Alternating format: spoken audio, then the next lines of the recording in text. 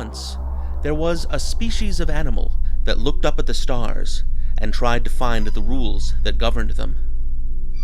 At first, because it could not see very far, the species made rules that governed 9 planets and a few hundred stars, all it could see in the night sky. Then, after hundreds of generations had passed, empires had risen and fallen, and a few advances in the development of lenses and mathematics were preserved against famine, plague, and fashion, a few monks realized that the universe was in fact much bigger. When viewed more carefully, through the correct lenses, the universe contained more stars in the sky than there are grains of sand on every beach in the world. Their fellow animals did not take this news well, and many monks were burned at the stake, and others were imprisoned deep underground for speculating about what these facts could mean. But their cause was taken up by literary men of imagination, and the knowledge kept alive across countries, preserved in letters on parchment snuck across borders during times of war, until eventually new ideas about what the immense size of the universe could mean began to lose their power to shock, and were debated openly in the courts of kings. The new knowledge led to the very upheavals the ancient Inquisitions had feared. The impossibility of the narrative imagination to adequately summarize the scope of the universe led to numbers and calculations seizing primacy over words and poetry. Just as the Earth was revealed not to be the center around which every star revolved, new forms of government emerged, which did not revolve around the nobility, but instead numbered every man, one, and gave him a vote, and tallied the results. Even larger lenses were used to chart the universe, which kept getting bigger, and the calculations by which society ran grew more complex, until eventually the numerologists who studied the stars were utterly divorced from the numerologists who ran the nations, and the two began to disdain each other, denying that they even had ancestry in common. Astronomers continued to see that the universe was bigger and bigger, as economists and financiers tried to develop more complicated metrics that society could revolve around.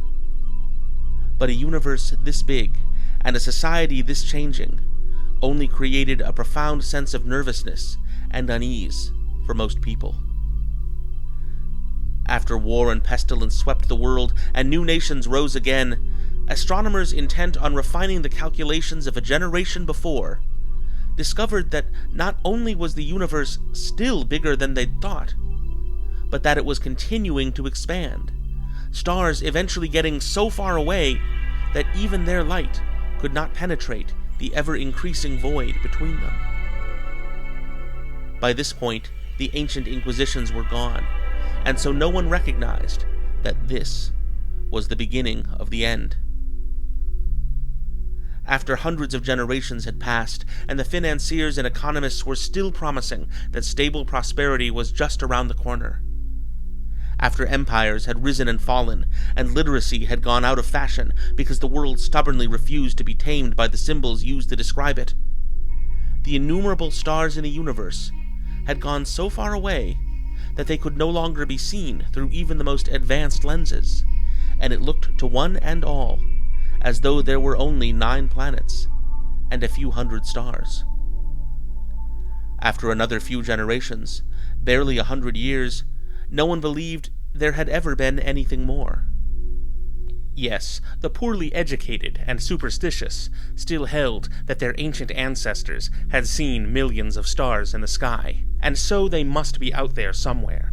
But the rational scholars and the empirically minded put them down. Ancient texts are historically unreliable. People saw what they wanted to see, and if there were more than 9 planets and a few hundred stars in the universe, we would have evidence today. But 9 planets and a few stars are all there is, and all there ever has been, in the sky. Such complexity was manageable, and a few rules were made that governed the motion of the heavens, and the societies of men below also came to follow the guidelines, and the world spun again into an era when every star could be named, and no man was a number, and everything in heaven and everyone on earth knew their place. 1,000,000 years had proven the hypothesis of an infinite universe objectively wrong. Never again would this world be fooled by a few monks who ground glass into lenses and peered into the dark.